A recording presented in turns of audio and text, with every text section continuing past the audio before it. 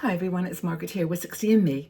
Money is a topic that we probably don't like to discuss. It's definitely a sensitive one, and I want to share with you today some thoughts about a toxic mindset that a lot of us have about money called impatience. Now, I'm a very impatient person. I like to get things done, and when I plan something, I'm like immediately on it. Like I'm going to go on a cruise. Okay, let's start looking, and I do that as almost I don't know, it's not just a desire to achieve a goal, because I want to get it done quickly.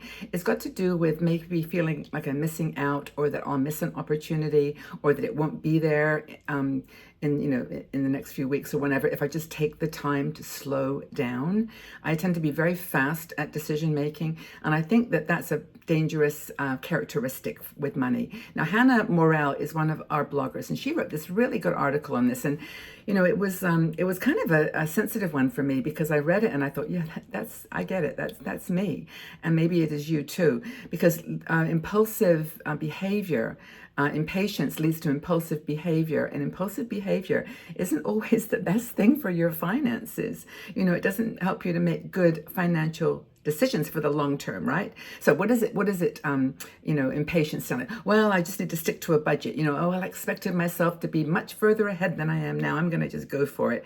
This debt is killing me. I just need to pay it off. And without thinking of the implications, it can look like it's encouraging, like take action, but in a way it's just telling you to make a decision now, quickly, and don't, be impatient for activity. So it feels like you're doing good things. Okay, I'm going to move ahead. I'm going to pay that bill. I'm going to do this, make this purchase. But in reality, it's like, your impatience to get a result is holding you back. So you got to stay focused. And I think there's a quote here in this article. I've highlighted it because I want to make sure I read it. It says, unfortunately, decisions made from a place of impatience are by definition quick, reactive, and deeply emotional. And I think that Hannah really was onto something with this, because I think that money in general for me is emotional. I think a lot of you also, probably, who didn't have a lot of it when you were growing up, are very, challenged. We don't have maybe the best attitude to money, certainly not to saving, and a lot of quick impulsive decisions like buying houses, buying cars, buying clothes. All of those things can actually lead you on a path for not just that day, but for years and years to come. So it's really important. So impatient thinking it sort of involves an unmet need. Like you need something, like you need it now. You need it right this moment. We long for progress. We want to fix it now. So maybe there's a crisis or something in your life, like you get sick and you think, oh, from now on, I'm going to spend all my money on this, or what's the point of saving? Whatever. It's really like a crisis situation. Somebody else in your family may have a problem, or the world just maybe the stock market may go down. I got to sell right away, or whatever. The opposite. It's just that quick response to a crisis, which sometimes has, is significant an impact on your financial decisions for the future. That's the kind of thing where Hannah's going with this. So impatience says, we don't have any other choice. No other choice. It's done. I got to do this. You don't take the time to look at the alternatives. And I think that's the danger of impatience, is you narrow your choices. You narrow the options that could actually be, well, in quotes, better than the one that you're going to make. And it's so true. Like when you buy things and then you think, oh, later on you think, oh, I should have waited. I should have taken more time to make that decision. But oh, I really liked it and I really wanted it. That's an impatient mindset with money. And so I think the emotional part of it that Hannah's talking about here, though, is so powerful. It's emotional. It's not logical. It's not, well, it can be logical. It can be like you've looked at all the facts, you've looked at all the figures, you've looked at everything. It's the right thing. Do it. You may have done the checklist to your, to your specification, or to your, idea of what constitutes a good decision. But I think that from Hannah's perspective, it's all about, not rushing into it, taking your time with it, and feeling like you have an option, you have choices.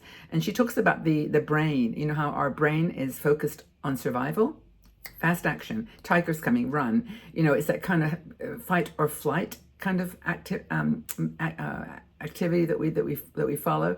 And that's where that unmet need, like I'm in needing of protection, I'm in needing of security, I'm needing something that's going to make me feel younger, better, wealthier, whatever the purchase or the investment is about. And I think that unmet need is really what's missing in you.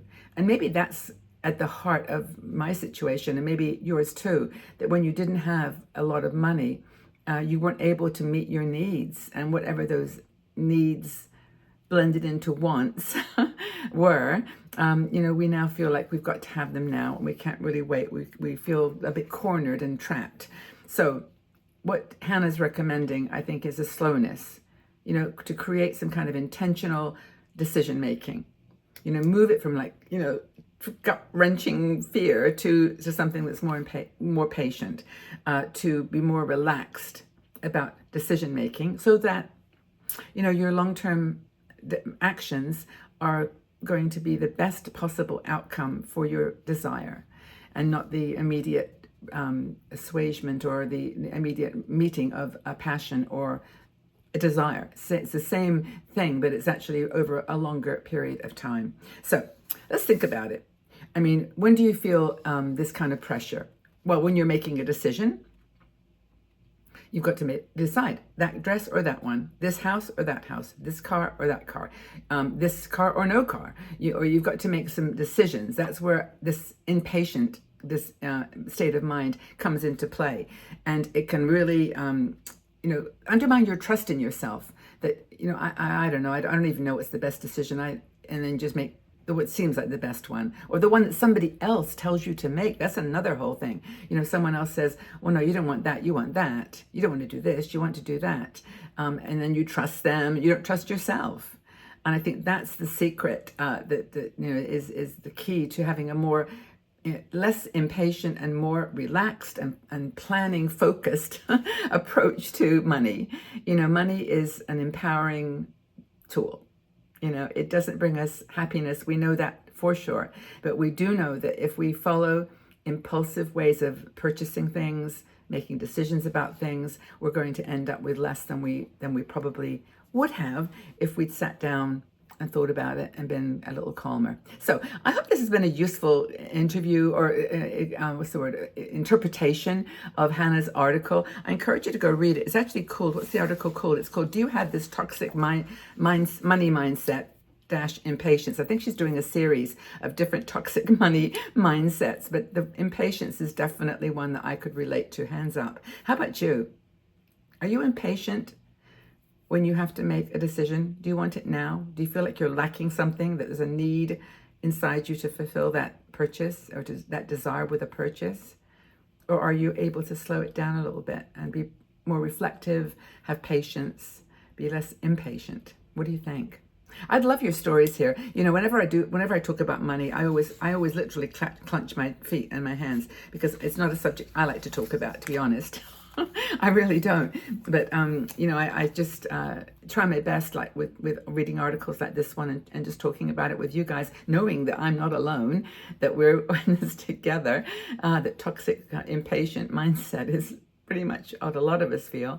But I'd love your feedback. Tell us what you're going through if you want to share, not, like personal details about, specifics, but just what we can do to help each other. And if you do find that, you'd like to get together in a more personal way, consider joining our Patreon group. It's a really cool supporters group for 60andMe. We don't charge any membership here, so it's kind of a $3 a month group that you join. We do Monday, Wednesday live shows. People come and talk and meet each other in person. We do trips together. We are planning a cruise, which I've just done a video for, which we're now opening up to the wider community. And we just really enjoy each other's company. It's called Patreon. That's our supporters group. So patreon.com/60andme, all joined up, all words. Anyway, everybody, well, after that little money chat, I need to have a cup of tea now. So hope that you're all doing really, really well. Sending you lots of love and support as you go through this journey too. We're all in it together. Wishing you all the best. Bye for now.